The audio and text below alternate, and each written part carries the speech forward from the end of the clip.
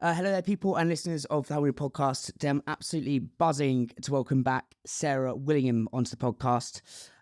Sarah's had an absolutely glittering and illustrious career in food and drink.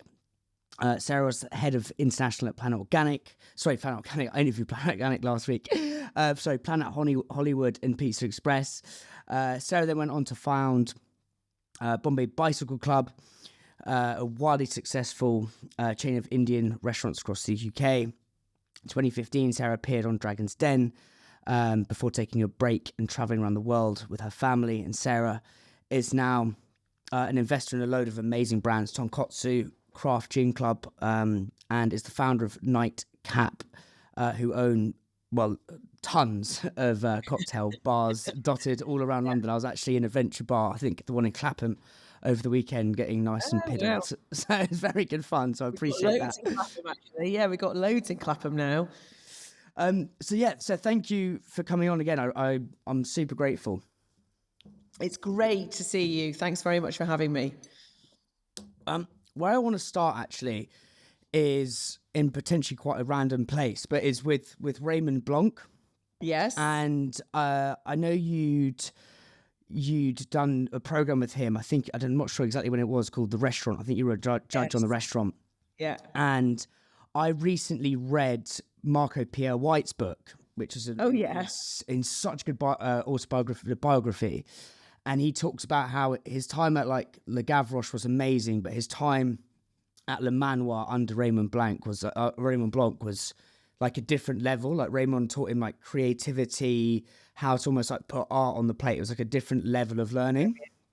And where I'm going with this, one of my favorite books of all time is David Ogilvy. I've actually got it here, Confessions of an Advertising Man. Great book. And his whole first page, How to Manage an Advertising Company, advertising agency, he talks about this chef. And he was basically a commis chef in this restaurant in Paris. And he said, I've always believed that if I could understand how Monsieur Pitard, I don't know if I've said that right, the head chef inspired such white-hot morale, I could apply the same kind of leadership to management of my advertising agency. So where I'm going with this, I think there's a lot of parallels between successful chefs and successful business, and being successful in business. I'd love to know, what are some of the lessons working with Raymond that you've applied to leadership in your lesson, just by being privy to him or working with him? That's a really good question. So Papa Blanc, as I call him, love him. Papa Blanc. Absolutely love him. Probably excellence, I think, is the word that I think of when I think of Papa. I think it's brilliance, it's genius, it's the strive for perfection and the ruthless drive for perfection, actually, and not accepting anything less than that.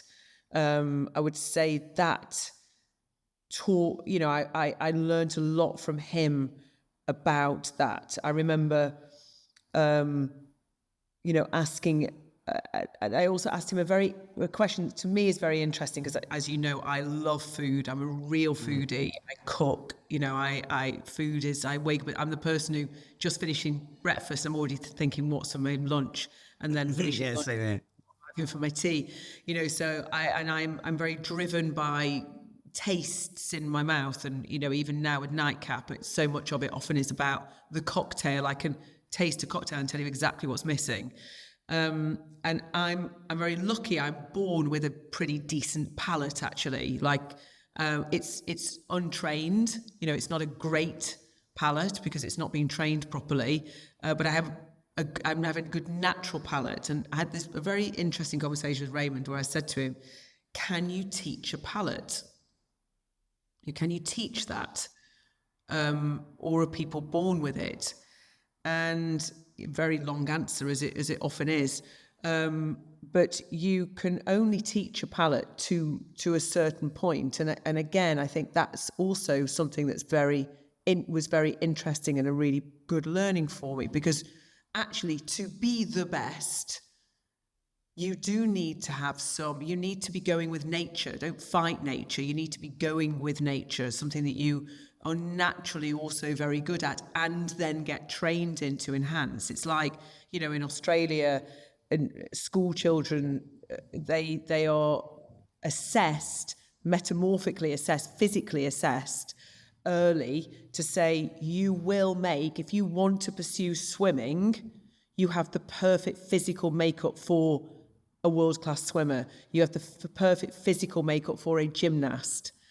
So and definitely one of the things that I learned from Raymond was actually this drive for perfection and being brilliant in your field, but also that there is, in order to be the best, you go with nature, something that you're born with, and then you train in it and you refine it and you get better and better and better and better at the same thing. You continue to train in your field, but it's something that, like if you want to be a world-class swimmer, it's a lot harder to do if you're 4'9" and really slim, really, really skinny, and you know what I mean? It's like, and weigh 45 kilos, it's not likely. But likewise, if you're 6'4" and big, you're not likely to be a nimble gymnast. You go with your natural ability. That I would say those two things were really he's very, very strong on.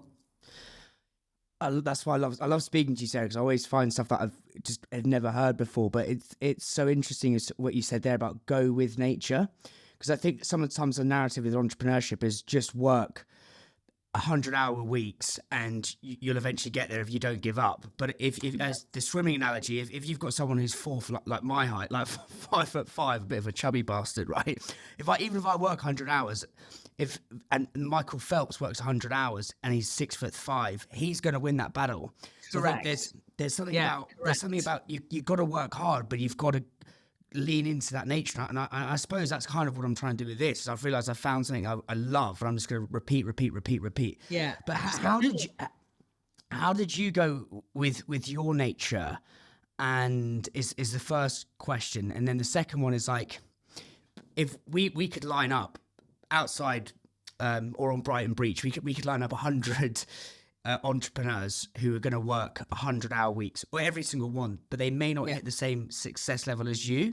Like, what would you say was different about Sarah is the second part to that question. But the first part is like, how did you go with your nature? Do you see what I mean? Yes. So I think I would say that I have more conversations with people wanting to be an entrepreneur that I say it's not for you than I do who I say to them, look, it's brilliant. Just what's the worst thing that can happen? Go for it.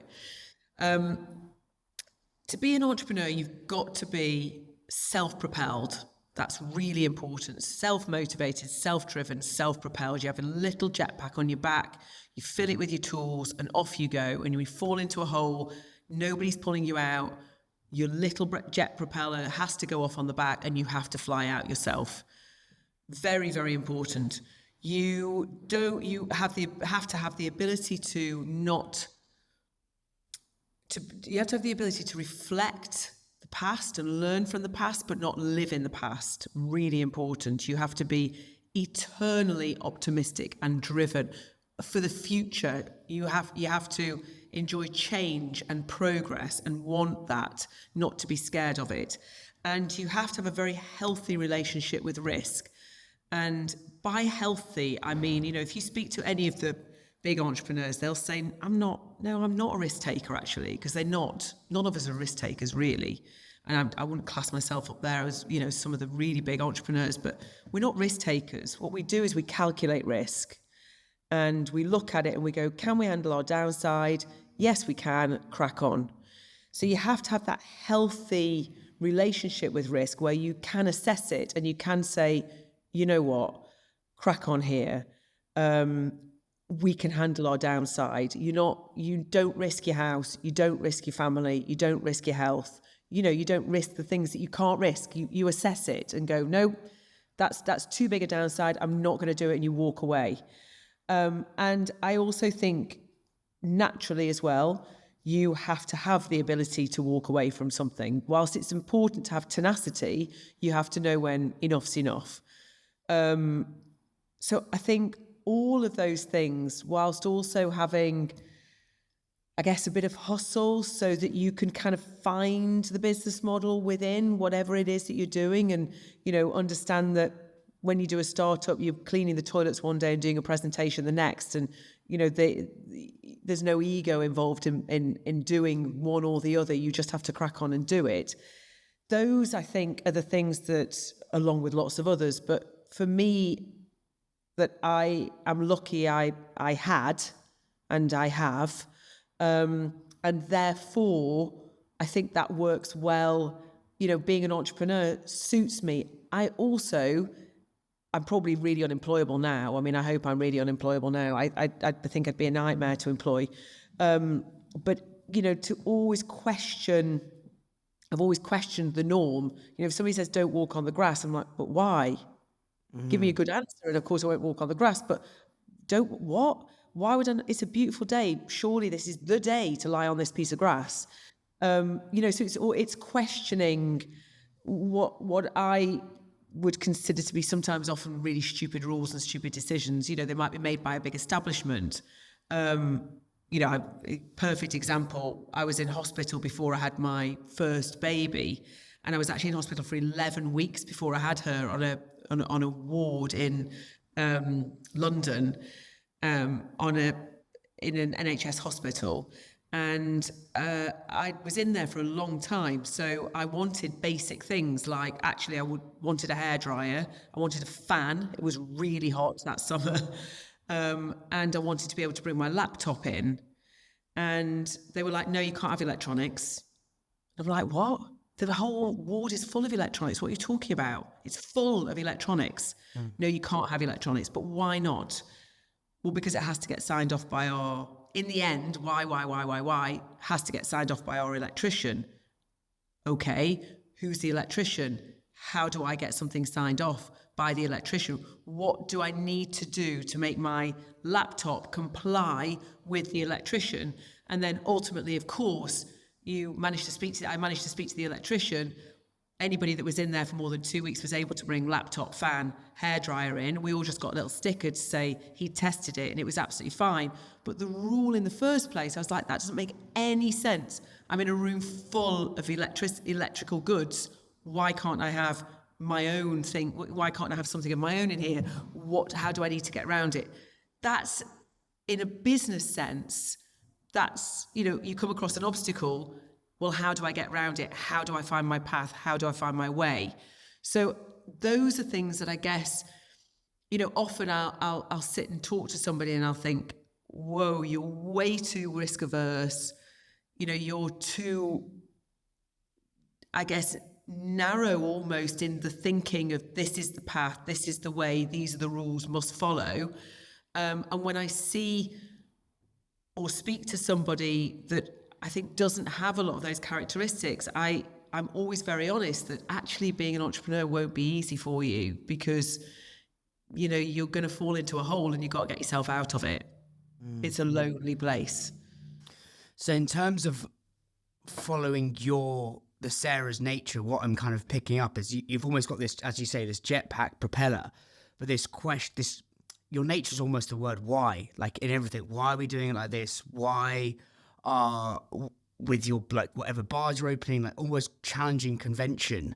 But then you need that propeller to push it through, I think, because there's, as you said, a lot of people may, whether they're in the hospital ward, be like, oh, okay, I just won't have my laptop for the week. And I think what you said there, the word propeller and why are so interesting for a founder. Yes. But you also, sorry, no, go ahead. You also said there's if there's an obstacle, you'll find a path around it. And this is a question, you kind of teed me up perfectly for my next question. But there's a book I love called The Obstacle is the Way. Yeah. And I think I asked this question to all guests, but I genuinely believe in life we all have this one that at the time is like, bloody hell, this obstacle is just insurmountable. Like, I cannot get past this thing. But then retrospectively, you look back, you're like, that was the way forward. Yeah. So I'd love to know, like, and this could be any part of your life, it doesn't necessarily have to be business, but like, what's been one seemingly insurmountable obstacle that retrospectively was like, that was the path forward? I think probably, like most people, the obstacle is often what's going on in your head. You know, it's often you are the biggest obstacle actually to success or to the next stage in your life. And I think, you know, just like everybody else, yeah, I've had those moments where I've doubted myself or questioned my ability, or, you know, imposter syndrome, or, you know, what can I really do this? Have I bitten off more than I can chew? Is this the time everybody finds me out? You know, those stories that you tell yourself. So I think I've become very good over the years. And it's obviously less of a problem now. I'm like 50 in 2 months' time, and, you know, I've done lots and lots of stuff now. So, but certainly earlier in my life, I would say that's probably the thing that I have consistently had to get over was myself, or get around was myself, and my own mindset and my own possible question of like lacking in confidence,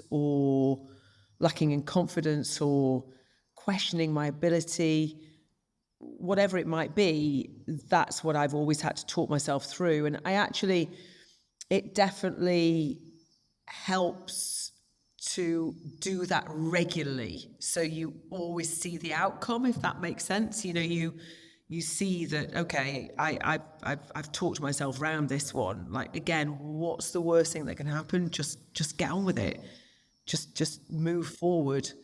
So yeah, I would say definitely my biggest obstacle has been myself. Yeah, I've never had that answer before.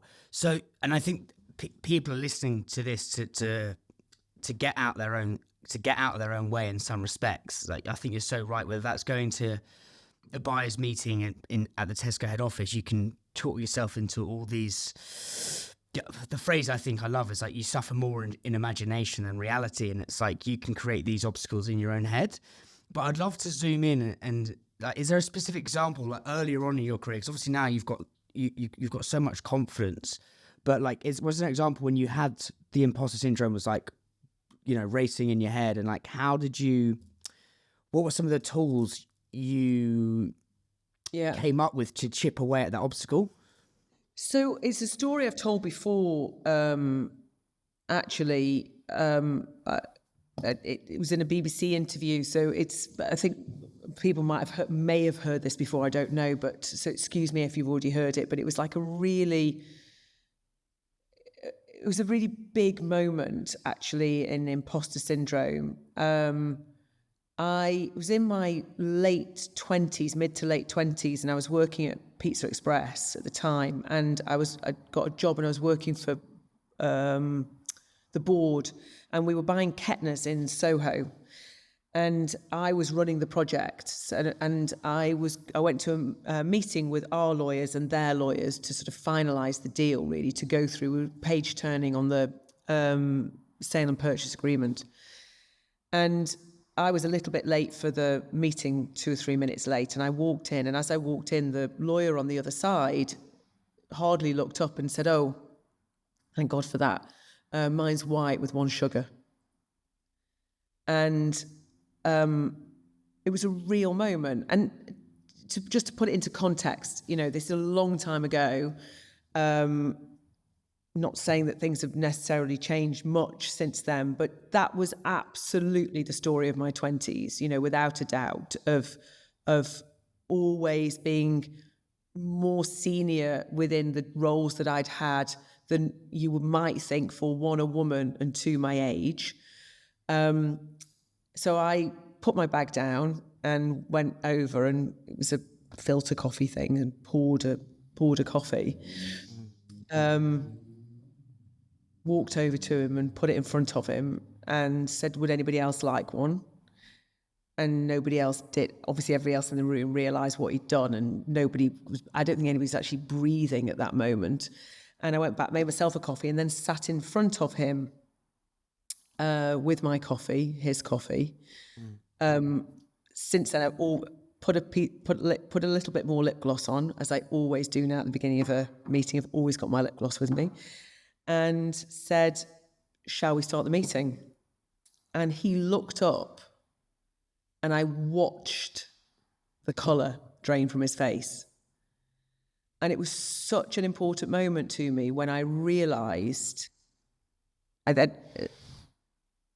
actually that imposter syndrome that I feel, and sometimes not justifiably, but sometimes that I was genuinely being underestimated, by the people around me, and that was absolutely the story of my 20s, and afterwards to an extent a little bit, was a superpower, because that meeting went in every respect exactly better than I could have ever hoped it could, because he underestimated me when I walked in through the door. And it was a really beautiful moment for me. And when I reflected on that afterwards, I realised that actually something that had been, sort of something that had given me, affected my confidence actually over the years, was in fact a superpower, that I was being underestimated. So allow it to be a superpower and to work with it. And that really was a big moment for me in my work life, maybe even in my personal life as well, actually. But it was a moment where I realised, you know what, you can underestimate me. That's okay, because guess who's going to walk out with a deal? That's what happened.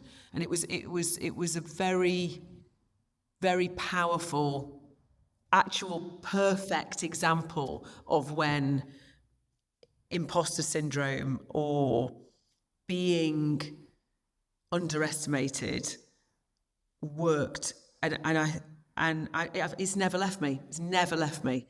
And so I think since then, I'm definitely driven by this desire to never let fear be the reason I don't do something. Obviously, if it's actually dangerous, then, don't do something stupid. But when I calculate my downside and I can handle my downside, then I'm like, why would I not do it? Don't allow fear to get in my way. Don't allow, to always give something a go. I'd rather fail trying than allow my legacy to be the person that came up with a great idea that did nothing. Always rather fail trying. It's so so the guy asks you to go make this cup of coffee, right? And ask for the sugar, basically an arsehole. There's obviously a very transformative moment, and it seems that you've still got loads of confidence to go and do that, though. But what are the voices in your head, or what do you feel like in here as you're going over to make that cup of coffee?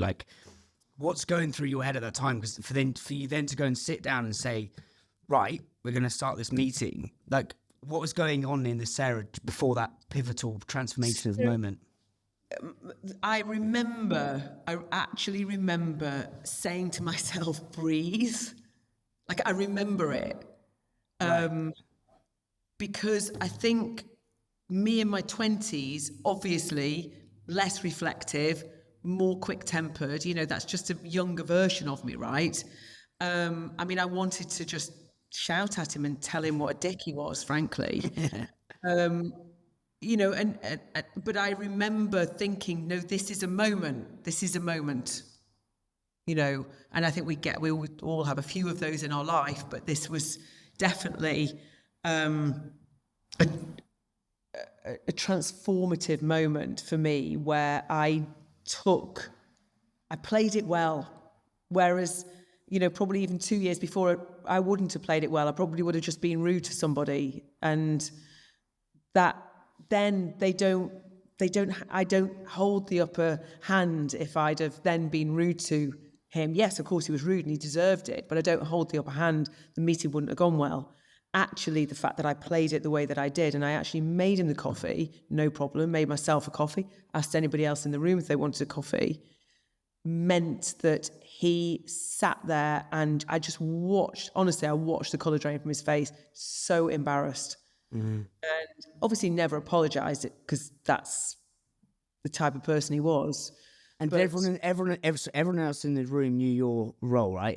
completely. I mean, maybe the other people on the other side didn't, but obviously they did once they sat down and went, right, should we stop turning the page?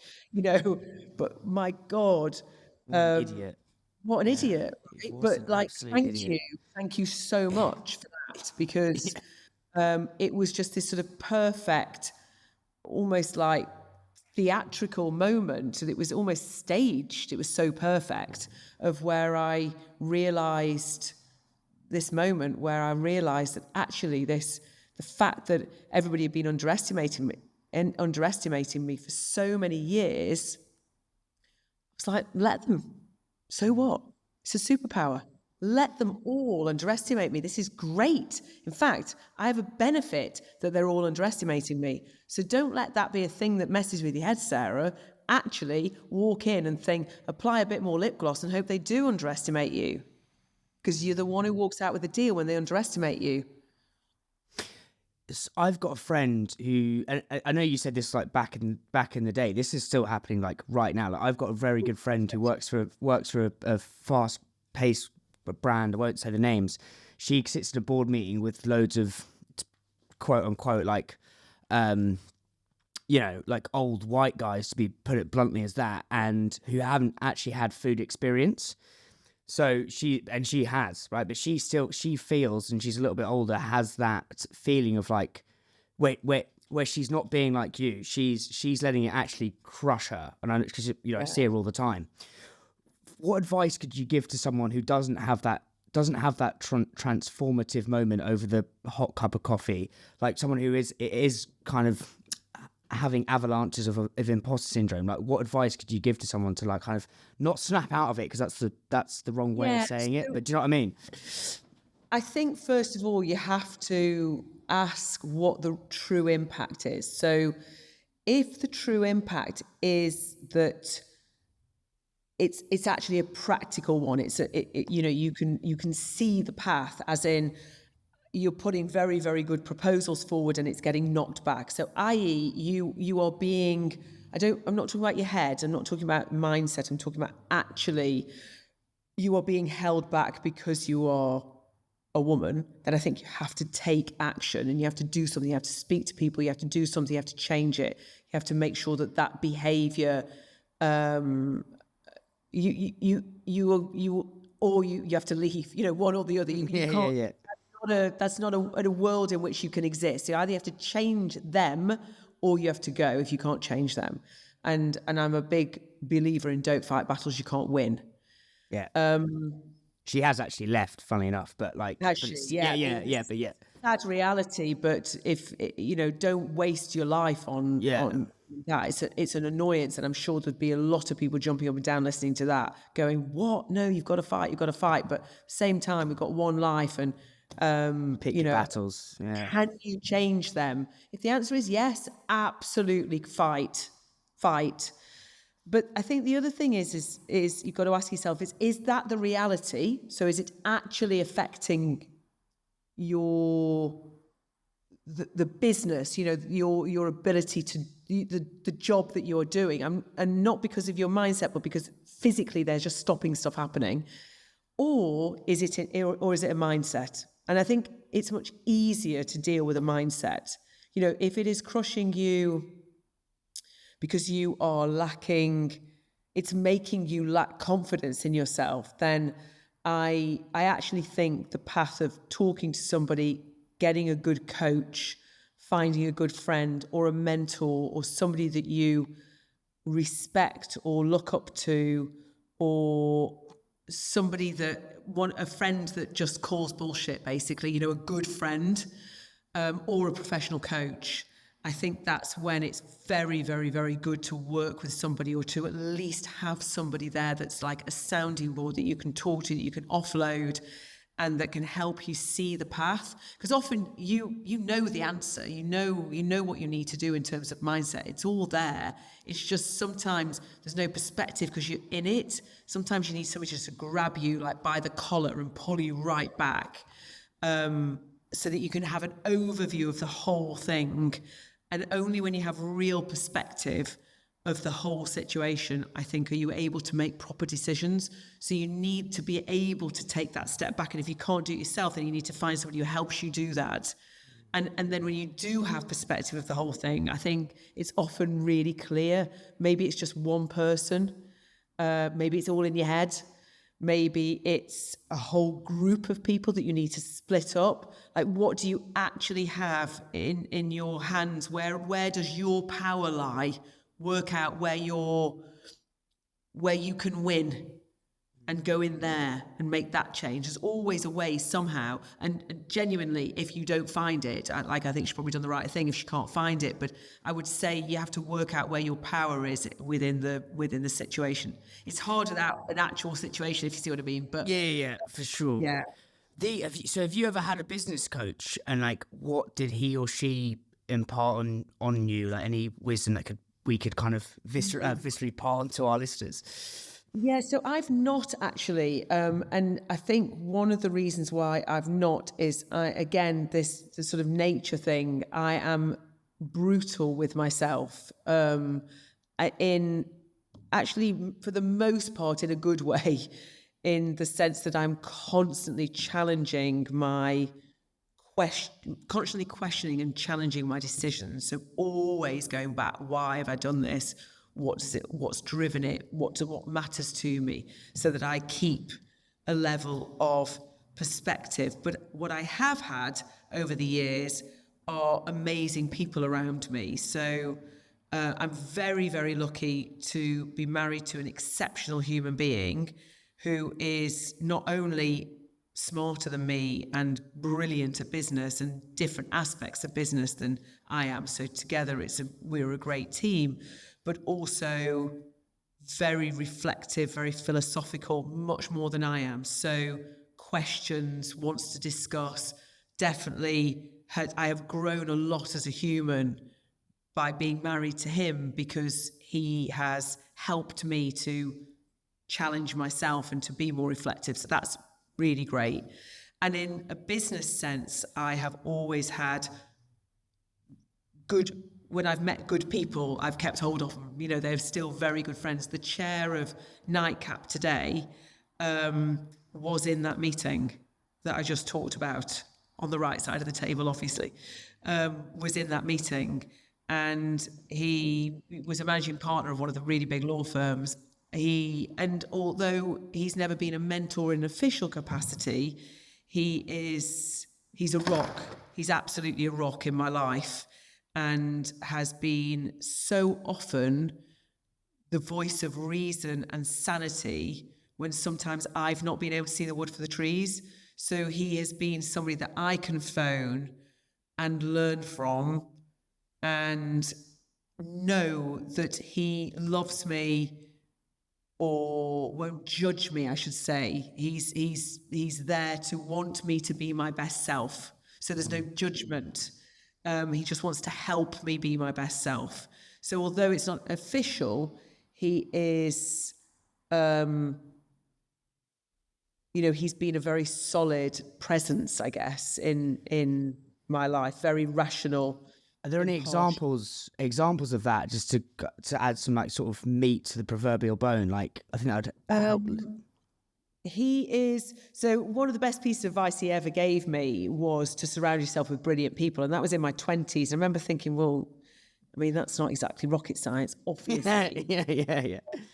Brilliant people like, so thanks for that. Have you not got any more nuggets? And of course, now I realise that is the smartest piece of advice you can ever give anybody, is to surround yourself with brilliant people. And that's in every aspect of your life. That's in your personal life, your home life, your work life, every aspect of your life. Surround yourself with brilliant people. Remove the toxicity, whether it's within your team, whether it's in your life, your friend group, whatever that might be. Remove the toxicity and surround yourself with people that want you to shine and want to be their best selves, because in doing so, the entire room elevates. Everything is better. It's the same. My best friends I've known since I was 5 years old, and we adore each other unconditionally. But we'll call each other out.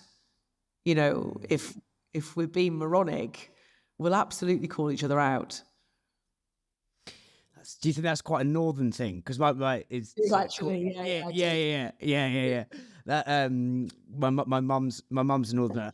What I want to talk about is negotiation, and this is kind of personally for me. So I used to work for a business, and it's much easier negotiating when you're actually negotiating for someone's for a business, because ultimately it doesn't really affect.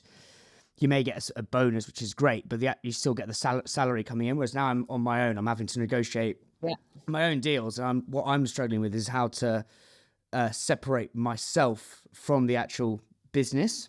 Whereas when you're actually working for someone else, it's really easy. It's like, it's much easier to negotiate. Yeah. What I'd love to know, and this will help loads of listeners, and you're obviously clearly with the example you gave of the coffee and the sugar and that dickhead, is to go into some negotiation principles. But I think to open it up, what's been the most intense negotiation you've had to go through in your career?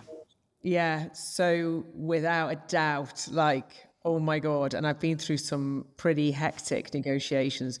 Without a doubt, it was my negotiating with the Clapham House Group when I bought the Bombay Bicycle Club. So I used to work for David and Paul, who had the Clapham House Group, when I was at Pizza Express. So Clapham House Group, Clapham House Group were the people that I bought the Bombay Bicycle Club with. So they were the founders. It was negotiating how we split the equity and the deal and the entire financial structure of it. And they used to be my bosses. So that made it very, very difficult. And I actually had to walk away from the deal. And I meant it when I walked away. They took me to a point where I was like, this is never going to work. I am going to go and buy a different group of Indian restaurants, and I'm still going to have the largest chain of Indian restaurants in the UK. I'm just not going to do it with you.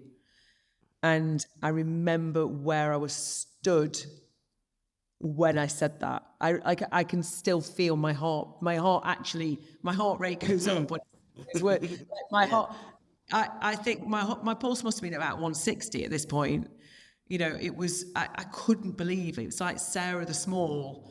What the hell was I saying? I was really young at the time. I was still in my 20s. But I remember meaning it, absolutely meaning it. But what I learned, and I'd seen them negotiate a lot as well, because I had worked with them for years and I knew exactly how they negotiated. I knew all their tactics. So, but that was without a doubt, I'd spent nearly a year trying to buy that business. And I walked away from it. I got it back, obviously, but because that's what history tells you. You just need to Google it. So I got it back. But I walked away, and that was definitely the hardest negotiation I've ever done. But God, it taught me a lot. So why did you walk away, and then what did it teach you? What was the? So I walked away because we were nowhere near what I needed the deal to be in order for it to work for me. It was never going to work. Right. And in the end, after a night of reflection, really, I just said to myself, well, hang on. I'm so focused on this business because I spent a year trying to buy it, and I know this business inside and out, and I know what I'll go and do with it. Why don't I just go and buy another one? And make that the largest chain of Indian restaurants. I know the team. I know where else I can get the money from. I don't need them. I'm going to walk away. And there was real strength in that inside me, even though it was, I felt sick saying it. But it worked. And it was not a negotiating tactic. It was genuine. I was walking away. I was done. But it worked, and we did end up getting a really good deal and everything. You know, I did end up getting exactly what I wanted, and it all worked out great. And history tells you that it was a good business and blah, blah, blah. So it was all worked out really well in the end. But at that time, that was the hardest thing I've done, is like, in that moment was part of that negotiating was to walk away from it. That was really difficult. Well, I love to... You did ask me a second question. What did I say? The second question, is like, how did the Sarah change after that phone call, basically? Like, how did you change? So I think it was a real moment, actually, of separating, to your point, of separating myself from a negotiation. I found it so personal. I felt like it was like a personal attack, that they were undervaluing me. You know, I was in my late 20s. I didn't know any better. And I'd seen how they dealt with lots of other people. And I was like, God, how can they treat me the same? And I felt it. I took it personally. But that moment of me walking away, and then, of course, we came back and it all worked out great. I have never taken it. It's never been personal since. Since that moment, I have absolutely had the ability to just be strong and separate myself from the negotiation. The other thing that I learned from that negotiation as well, and I've carried that with me ever since, is always to manage expectations. And I see it, oh my God, I must see it in 90+% of the negotiations that I go into, where expectations are not managed. So if you, let's say, for example, you're trying to sell a business and you have a magic number, right? Doesn't matter how realistic or unrealistic that magic number is. Like, basically, you won't sell for less. You've got to manage expectations. And people don't, because people think, oh, well, what if I might get more, or, I don't want to leave money on the table. Well, firstly, when you're trying to sell a business, you've got to leave money on the table. That's essential, otherwise nobody's going to buy it. So get that out of your head in the first place. And secondly, it is really...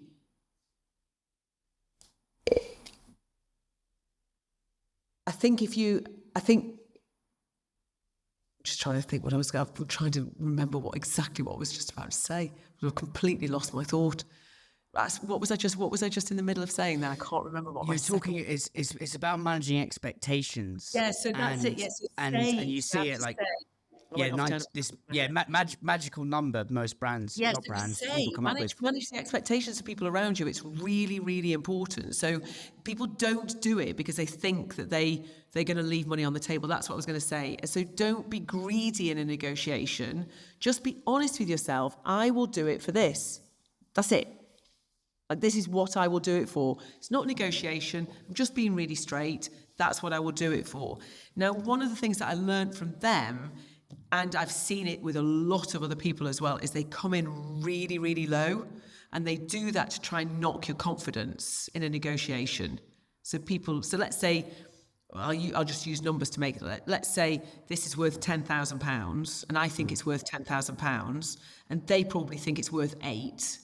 Let's say, and I think it's worth 10, they'll come in at 1.5 and be brutal, because then you're like, oh my God, maybe it's not worth 10. So you then already are probably down at 7. Yeah. Because they're knocking your confidence, and suddenly you're settling at 5, where frankly they would have been prepared to pay 8 in the first place. But it's a tactic. And a lot of people use that tactic. So when you go into a negotiation of any kind, and this really helped me with the Bombay Bicycle Club negotiation, you have to know what great looks like. Don't ever go into a negotiation without knowing what great looks like for you. You say, this is what great looks like to me in your head. You know what are you trying to achieve here? What does great look like? And what does walk away look like? And then chances are you'll meet somewhere in the middle, but you stick to it and you have to separate yourself from the negotiation. I've got 3 this next week for some, like with some of the big retailers. I can't obviously say who, but it's interesting because when you're a small brand up against a bigger retailer, you're always going to have, the fight is always going to be David versus Goliath. And what I love your story, Sarah, is almost 2 instances with the Clapham House negotiation and the coffee is you've had your David versus Goliath moment, but you've come out swinging. Do you know what I mean? Which is amazing. Yeah, you just have to stand. I mean, they're still Goliath, right? Yeah. It doesn't change anything. But how Goliath makes you feel, you can control. Yeah. So having like what you actually want in the negotiation, I think also be prepared for them to anchor you, like well in the back of your court, basically. Is there any other tactics you've learned? Like you've been around some, obviously done way more negotiations than pretty much everyone listening to this. Like, what else have you learned that could be really super valuable, do you think? So you have to assess your worth, and that can be a very difficult thing to do. You have to understand, what are you worth to them? What you have to put yourself in the shoes of the person sat opposite you to understand where the negotiation could go. And I think if you don't understand the other side of the table, you have less chance of making something work. My husband and I actually have very, very different, not very different, but quite different negotiating, the way in which we negotiate. He's softer and it takes him longer to say what it is that he's looking for. So he builds a relationship, whereas I manage expectations very quickly up front. Both can work, but you have to assess who you're with. And often we'll go into a negotiating situation and we'll have the first meeting and we will go, no, this one's for me. Or we'll go, no, this one's definitely for you. You need to lead on this. Interesting, yeah. And that depends on the person. So some of the businesses that we've bought within Nightcap, for example, Michael, that's his job within Nightcap anyway, so he would always lead on them. But there have been some instances where it's been very obvious that actually the way I would manage a negotiation might work better in a situation. So I might take over or step in or come in for a couple of meetings and leave. And there's been others where it's so him that I'm not allowed near the deal, because actually he's built such a strong relationship with these people that he needs to take it over the line. And that again, but it still comes down to us understanding fundamentally what is driving the person on the other side of the table. So when it's, for example, quite a big ego and maybe they don't really want to sell or it's difficult, definitely Michael. He'll always empathize and be amazing with that character. When it's more contractual, I'll probably get the job done a lot quicker and cleaner. And, everybody appreciates the fact that I'm really straight talking, always manage expectations. We all know where we are. Whereas if it's somebody that's quite transactional, they might prefer that way of working to Michael's way of working, if you see what I mean. Mm-hmm. So usually between the two of us, Michael can do both. It's what he does and he's brilliant at it. But, and I can do both if I want to, but this is kind of a natural way of negotiating.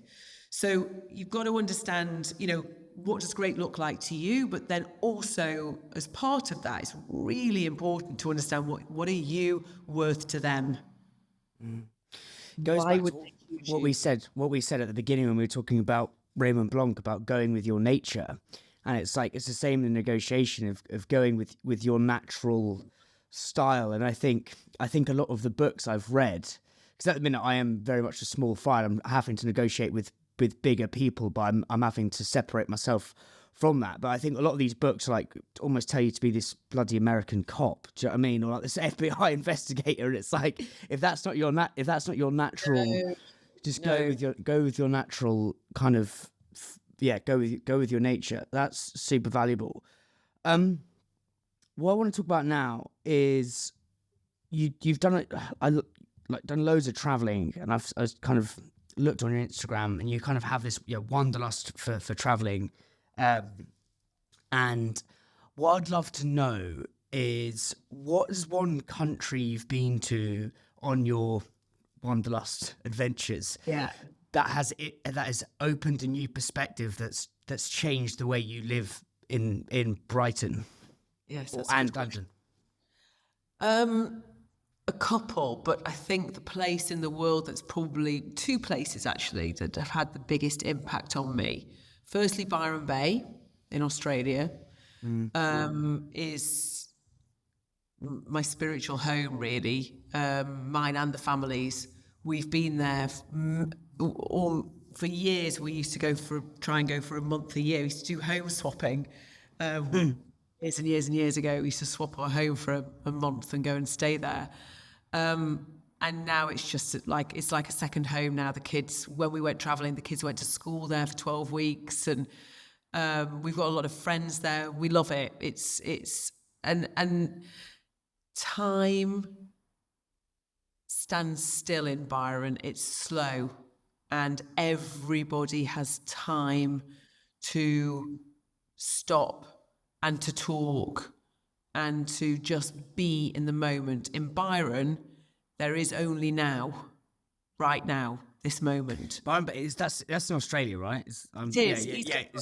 It's about 2 hours drive south of Brisbane, but it's in New South Wales, not in Queensland. It's just right. And it's sort of the famous kind of hippie, surfery place, much more commercial now than it used to be, even since we've been going. But it's still, the magic of Byron is still there. It isn't quite what it used to be, but it is still there. Culturally, it's still the same. And that definitely, we as a family feel that when the adrenaline and the sort of ruthless pace of Northern Europe takes over, we try and book a month to Byron. That's what we try and do. So like at least every other year, if we can, we'll go for Christmas or Easter to try and just get that fix at Byron Bay. How did you end up going there in the first place? Like, how did you end up in that part of Australia? So when Michael and I got married, we had 4 kids in 4 years. So in between number 2 and number 3, we got married. Yeah. In between number 2 and number 3, we got married. In 4.5 years, actually. And for our honeymoon, we just sold NutraHealth, one of the businesses that we'd done on AIM. And we took a nearly 4 month holiday break.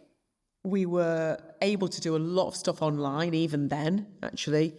And we took this break and we booked a ticket to Sydney and hired a car and just pootled up the East Coast. And we just stopped in various places and met people, and they told us where to go next. And then we met somewhere else and kept going. And then ultimately we pulled up in this place, Byron Bay. And within an hour, we were like, oh my God, this is it. We found it. We found our place. And we rented a house for 6 weeks. Didn't move. Absolutely loved it. And then that was it. We then gone back year after year after year after year. Like it's a big part of our life. So there's that, which I think spiritually we learned a lot from Byron. What's the most to kind of bring this alive? Like, what's the most kind of delicious memory you've got of Byron Bay or experience? Because I want to kind of understand what it means to slow down, because I think you're so right. Northern Europe, especially London. It's just like yeah, it's mental, So fucking mental. unhealthy. Yeah. Yeah, it's really unhealthy. So it's rather than a memory, it is. So usually it takes about 2 and a bit weeks for the adrenaline to leave my system, everybody's system, all of our systems, to be honest. And then we never have a plan. No day. There's no plan for any day. You just get up. We go to the gym. Then we do whatever it might be, just wander around, whatever, just meander, basically. There's this place in Byron called Main Beach, which is, funnily enough, the main beach. And it's often people congregate there, and there's usually some live music, and it's just very chilled, and the view is incredible of the beach and the lighthouse, and really amazing. And that's a place where often you stop and there's nothing in your head. Nothing. It's magic.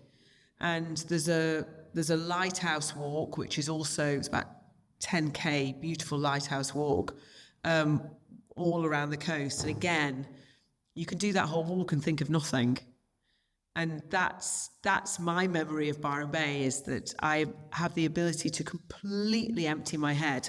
I think as well, for me, one of the reasons I love it so much is the time difference. So it's a very small window when I feel compelled to communicate with life and everything, so I can do my emails and stuff in my own time, and nobody responds because everybody's asleep. And then when they do respond, I'm asleep. So there's only a small window every day when you can have any form of meeting or phone call or whatever it is that you want. But so for me, it's often, those holidays are so important, because I think it is impossible to retain any form of perspective unless you have moments where adrenaline leaves your system. And I think this for anybody running a small business, or medium business or a large business.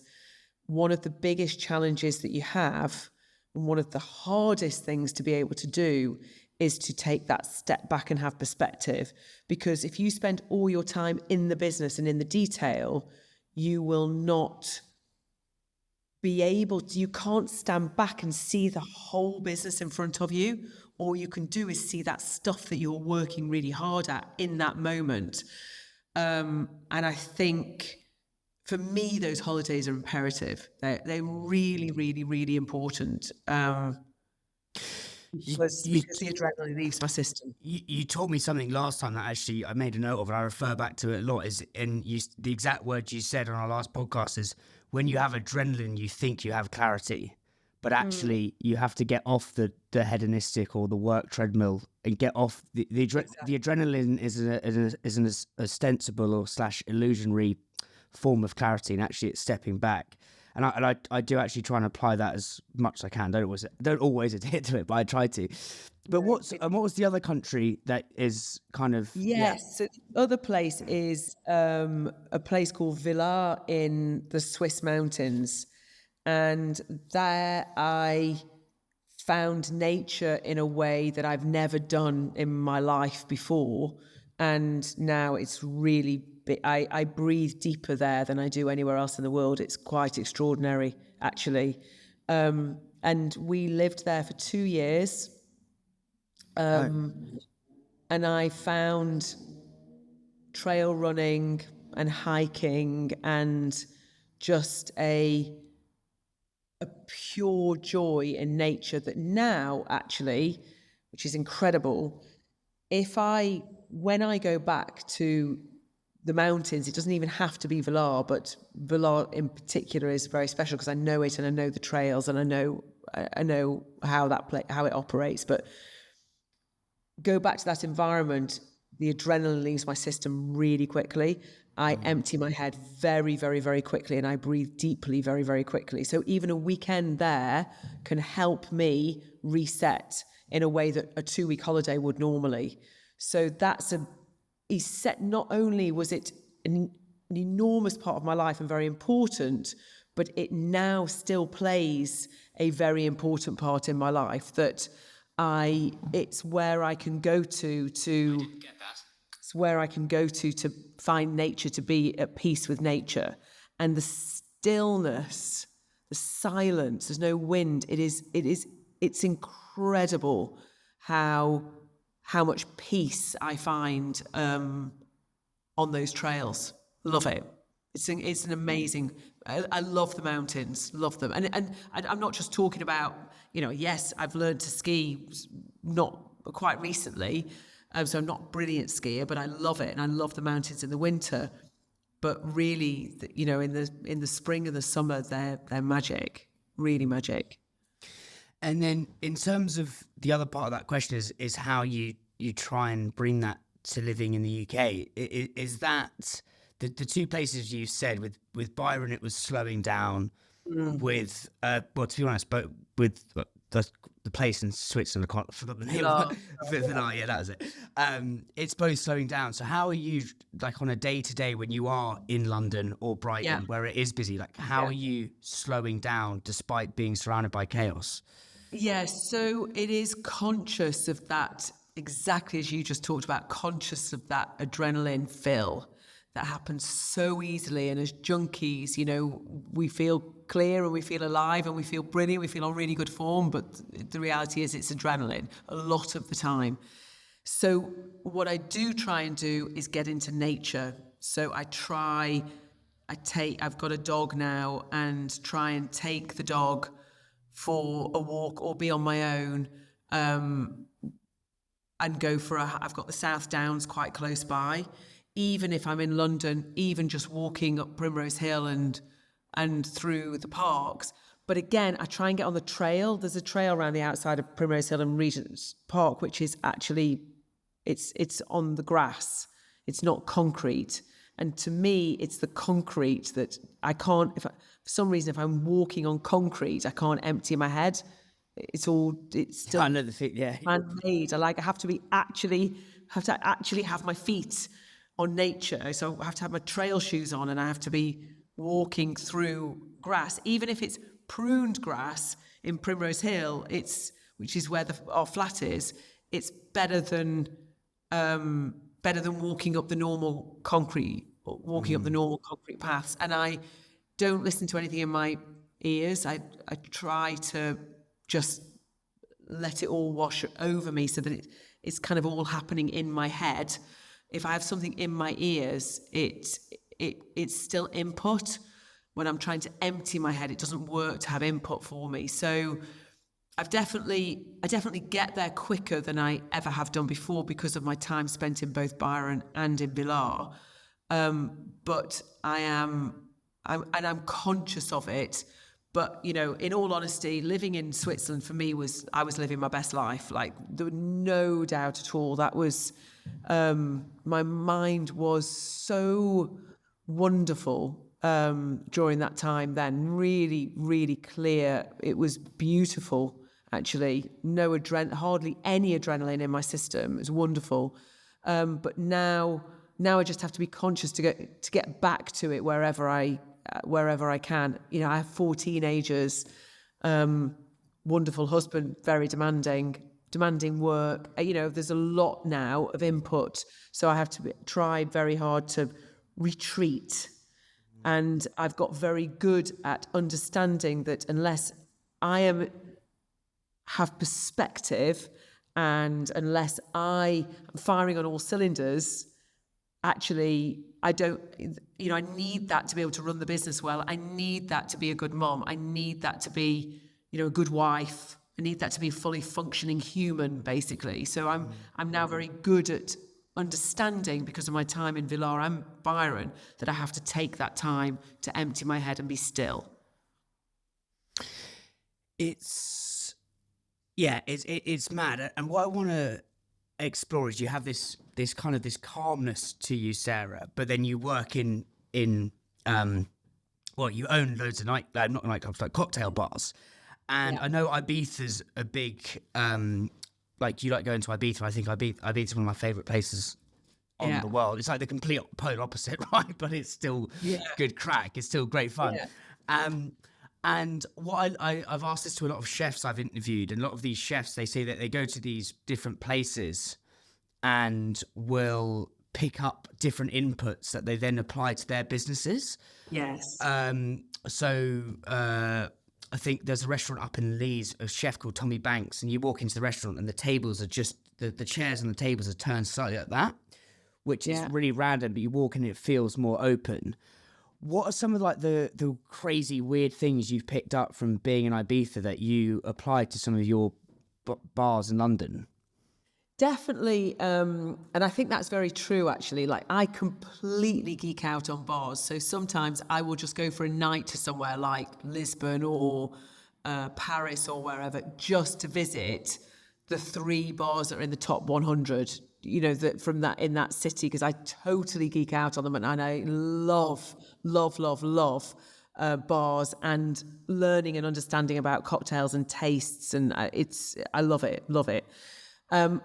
Ibiza, I think, what inspiration have I taken from Ibiza? I mean, they absolutely nail seasonality. You know, there's absolutely nail it. And one of the things that I think they're very, very good at is that kind of event management, which we try and bring more into our business, where it's obviously on a much, much smaller scale than you do in a lot of places in Ibiza. But it's that sort of pre-sold, pre-booked, ticketed, almost like event management. And in fact, the guy who we have, who runs all of our entertainment, so it could be like a bottomless brunch or a cabaret somewhere or whatever it might be in one of our venues, he's spent 10 years in Ibiza running some of the biggest nightclubs. So actually, you know, it's a similar skill set that we've brought into the business. And what are some of those what are some of your favorite bars in the world, and what have you taken from them? Because I think that's must be like super fun going to all those bars. It's great. I mean, one of my absolute favorite bars at the moment is in fact in London, and I think it's the second in the world at the moment. I think El Paradiso is in Barcelona is number 1, and then Tear and Elementary in Old Street, if you've not been, is amazing. It's all pre-mixed, so but pre-mixed to the most wonderfully geeky, beautiful way, where it's a pipette of this and a pipette of that, and you know, a little drop of this and a drop of that, and it's just the cocktails are exquisite. So I love that. Really, really like it. We went to New York recently to try out some of the bars there. Loved Attaboy. That's always in the top 20, I think. But again, that's just a fun, easygoing party bar, just like the Cocktail Club is in London, which is one of ours. We've got a few of those, and it's this Attaboy, very, very similar vibe, I would say. Do you have one of those in Shoreditch? Do you have a? Yes, we do. Is that by the? Oh my god! By the archways. What's it called? By the. What's it called? Box Park. Yeah. By the. What's that? It's by the. Is it the restaurant that does the barbecue meats next door? Oh, yes, it is on that street. I don't know what the name is. The names escape me. Yeah, I went there before. I went to see the Arctic Monkeys about 3 years ago. Ended up getting quite leathered in that. We went to that barbecue place first, and then it was really, really good. Club, yeah. We've also got Barriro in Shoreditch as well. Barriro is another. That's a really, really big party bar. That's got like an outdoor garden and stuff as well. That's a great site. What's the reason for having different brands?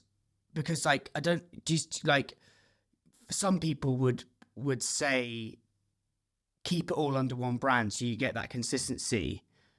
What's the value in doing it from different brands, and why? I love different brands. So, for example, in Bristol, we've got I love this cluster model where we've got 5 bars. Well, we've got 4 bars all within about 100 metres of each other.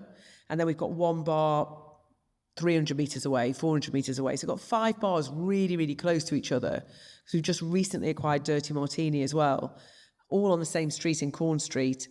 And it works so well because ultimately we've got loads to develop because we've bought 4 businesses in 2 years. So we've got, our marketing and how we communicate with our customer has still got so far to go.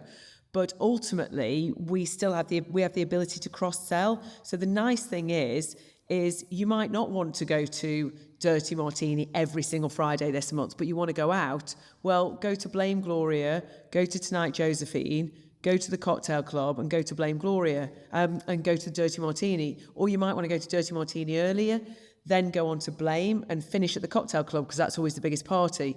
So, we can curate your night in this cluster model. Same with Shoreditch. We've got lots in Shoreditch. Same with Clapham. We've got lots in Clapham. So I love the fact that we have the ability. We don't do it very well yet because it's still too disjointed because we bought these businesses in the last 2 years and not everything's fully integrated.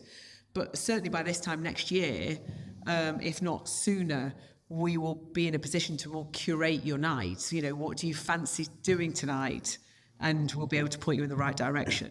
You'll still benefit from the same happy hour across the group or whatever it might be. So I love the cluster model because I just think it's more the way that consumers like to operate. Yeah, I literally hadn't thought of it like that. And it's almost like you can, like on a night out, someone doesn't usually go and sit in just one place. They gallivant around. Conscious of your time, Sarah, so couple more things I want to just explore with you. The first is almost like I really believe like the way to knowledge is through principles, like one sentence principles. So I think people can like use them. They're almost like things you can keep in your back pocket when times are tough. I'd love to talk about your time on Dragon's Den, and I think, correct me if I'm wrong here, right? But the people on the other dragons when you were on the show were Peter Jones, Nick Jenkins, Deborah Meaden, and Tuka Solomon. Am I right? That's right. I've got that right. My research hasn't escaped me, thank God. Yeah. I'd love to go through each one and almost have like almost like a meal of mentorship, if you want to call it that. Of like, what would you say is like the one sentence lesson from each? I'd love to know that. I did this with a chef called Paul Ainsworth, and he'd worked under Gordon Ramsay and Marcus Waring and Gary Rhodes. So maybe if we start with like Peter Jones. It's a difficult one because it's not really we didn't work underneath them, if you see what I mean. So it's difficult, it's harder. It's a much easier question to ask a chef that did work underneath, like what were the main principles. Peter is certainly very, very knowledgeable in his field, in the sort of tech field, very knowledgeable. And often knows whether or not that type of business will work or not. And I would say that's an amazing to sit and listen to. It's such a joy. Really good, actually. Nick Jenkins, I simply adore Nick. He is one of the nicest, kindest, smartest people I've ever met. Really, really love him. He's a wonderful guy. Very, very smart, very articulate, and has a wonderful no nonsense about him. So he just doesn't waste time. He just doesn't waste your time on anything or waste an entrepreneur's time. So, and he's very, very good at the sort of marketing model, extremely good at it because of Moonpig. So he really understands that return on every pound invested in your marketing. He's amazing at that. So when you say the marketing model, so his was mainly TV because almost back in the day now, but so less and PPC as well, but it's less so social media because it's just things have moved on since he sold the business. But very, very good at understanding, I spend £1, I will get this back. What is my ROI on every pound that I spend on marketing? So sees businesses, when he questions a business and analyzes a business, he sees it through the lens of the marketing model. who is my customer and how am I going to communicate with them? How do I get them to buy from me? And he always sees it through that lens, and that's fascinating. He's brilliant at it. Deborah, she's also wonderful, wonderful, wonderful. We're still very good friends, as I am with Nick, actually. Is a really kind, wonderful human but is strong and determined and absolutely takes no nonsense. You know, she knows what she wants and she will sit there and make sure that she gets it. But Deborah believes in a win-win. You know, she looks for ways in which you win and she wins, and that I think is a wonderful part of who she is. Tuka is probably the person I know least, actually, but obviously I know him because I worked 2 series, but he's the person I've sort of seen least outside of the den. You know, he's a hustler, you know, and he absolutely, again, just like Peter, really knows his field. And it's fascinating when you hear him talk about clothes and retail. It's like a whole science, you know, a whole new world that he's very, very good at. And it's really good to sit and listen to. Mm. But it's less about, I don't think I necessarily got lessons from each of them. I worked out, so what I certainly did was work out quite quickly because how to compete with them, if that makes sense, because actually you forget, and I certainly had forgotten, had not realised until I was in the den, that actually when one of the really good businesses walks through the door, you are fighting against the other dragons to be picked. It's not the other way around. It's like you are pitching.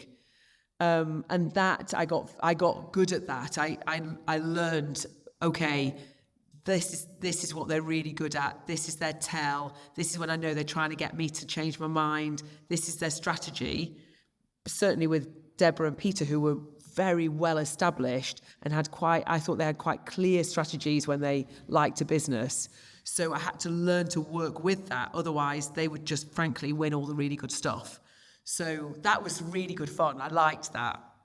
So it's almost like going what we've said consistently throughout our conversation, Sarah, is this leaning into your nature. And it's like those four different dragons each have their own nature. It's like if you tried to be like Deborah, you probably wouldn't have won, but you let into your nature and won like that. I think is fascinating. Completely. And again, it's like how can I win at this? Like, what do I bring that nobody else brings? And you have to play on that, and then you have to sort of try and almost shine, like understand what it is that they don't like, you know, and try and work with that so that you can get them to go out before you get a chance to get, you know, because you don't want to be competing against 5. Ideally, you just want to be competing against 1 if you can, or no one. You want everybody to get out.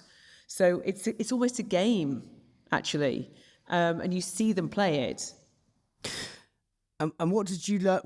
How did you change as you like pre that show to after that show? Well, great lesson for me was when you become a dragon, you get quite a lot of press, and people write all kinds of stuff, and I became really absolutely able to separate myself, where not every aspect, of course, but in most parts of that. And I very quickly learned, do not feed this monster. You know, I very quickly took that step back and went, that's not for me. What do you mean by feed the monster? Sorry, like the media. You know, if you can go all in if you want to, but I didn't want to do that. I didn't want to go down the Strictly route and the Daily Mail route, and you know, it wasn't. It I don't think it didn't suit my life at the time. I had very small children. You know, I didn't want to, I wanted to be able to go and shop in Aldi and shout at my kids and nobody really care. Do you know what I mean? It was, I needed that. I needed the freedom. I would have found it too restrictive, I think, at the time. So but I definitely learned to be more thick-skinned, for sure, with press and whatever it might be. Not that anybody ever, I was never big enough for anybody to really write anything bad, but I definitely got good at that. I got better at negotiating, for sure. You know, every single good business that walked through the door was a negotiation. So I definitely got better at that. What did you specifically get better at? Like, reading the room, you know, taking a moment, what's going on, what's everybody else doing, how are they reacting, what matters to this person, which buttons can I press, like how do I get this business? You know, how do they pick me? I definitely got a lot better at that. And I was sharper. I mean, you literally spend every single day filming in 6th gear. how long, sorry, this might following my curiosity here, but how long does it go on for? Like, is it, So it's about, I've heard the days it's like super intense. Like, what are they are really intense, the days are. It's like 25 days filming for what looks like almost 2 series to you. You'd have like all of the summer and then all of the winter separate. And you could see anything from 4 to more than that, maybe 5 to 12 in a day, because but you'd start really early, pick up at 6 a.m. and often you wouldn't finish till 8 p.m. They're full on days. And I mean, you have to be so sharp the whole time. You don't switch off. I mean, talk about adrenaline. I've never in my life had so much adrenaline in my system ever than I did. I was wired when I came home at the weekend. Michael said I was unbearable to be around. He was like, no, this is what we want. This is what's happening. This is what we're going to do. He said, like, oh my God, chill. It was impossible. Too much adrenaline in my system. And then I was ramping up to go again. mad? Great. I mean, I absolutely loved it. I mean, I loved it. Loved it. It was amazing. Final question, Sarah, because I appreciate you got to run. But I asked this again to all guests, but it's by the guy Peter Thiel, who did PayPal. It's in his book. But it's, what is one truth that you like really believe in? Like one truth you firmly believe in that most people would probably disagree with you on? Oh, that's a good question. I mean, probably quite a lot, actually. I believe there's always a way. I don't know whether not everybody thinks that, but I you know, as I always say it to my kids as well, there's always a way. You just have to sit back, look at the whole picture and work it out. There's always a way of finding the solution there's always a solution in there. You know, even when your business isn't working, the chances are there's a business model within it that does. You know, so there's always a way, like find it, but you have to have that, as I said earlier, you've got to have that perspective. You've got to be able to sit back and see the whole picture, not just be in it, see the whole thing. But yeah, I definitely think certainly a mantra that I've had my whole life in the back of my head is there's always a way, find it. And you said there's a couple of others. Any other ones? I think, you know, for me, I don't believe in a career path. You know, I don't believe in that at all.